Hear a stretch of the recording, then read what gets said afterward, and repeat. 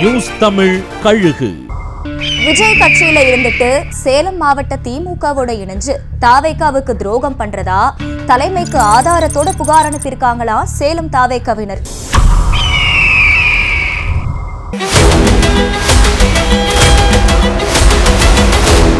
தமிழக வெற்றி கழக பொதுச் செயலாளர் புஸ்ஸி ஆனந்த் பிறந்த நாளான 18ஆம் தேதி தமிழ்நாடு முழுக்க ரத்த தானம் நடைபெற்றுச்சு.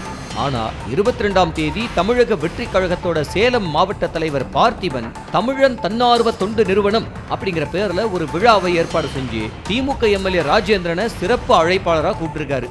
தன்னோட சுயநலம் தான் முக்கியம்னு திமுகவோட இணைஞ்சு செயல்பட்டு வர்றதாவும், சேலம் மாவட்டத்திலிருந்து வேற யாரையும் தாவேகா தலைமைக்கு தெரியாது, பார்த்திபனை தான் தெரியும் அப்படிங்கிற நிலையை உருவாக்கி வச்சிருக்கிறதாவும் புகார்கள் எழுந்திருக்கு. பார்த்திபனுக்கும் திமுக மேல இருக்கிற பற்று இன்னும் குறையல. விஜய் மக்கள் இயக்கமா இருந்தப்பவும் திமுக ஆட்களை தான் சிறப்பு அழைப்பாளராக கூப்பிடுவாரு. கட்சி அறிவிச்சு 5 மாசமாகியும் கூட இப்பவும் அதே விஷயத்தை தொடர்ந்து செய்யறதா சொல்றாங்க தாவேகாவினர். எப்படி கட்சிக்கு எதிராக செயல்பட்ட தூத்துக்குடி மாவட்ட தலைவர் வில்லா ஜெகன் மேல நடவடிக்கை எடுத்தாங்களோ அதே மாதிரி இவர் மேலேயும் நடவடிக்கை எடுக்கப்படணும்னு புகார் வாசிச்சிருக்கிறாங்க தாவேகாவினர். செய்திகளை உடனுக்குடனும் துல்லியமாகவும் தெரிந்து கொள்ள சப்ஸ்கிரைப் பண்ணுங்க.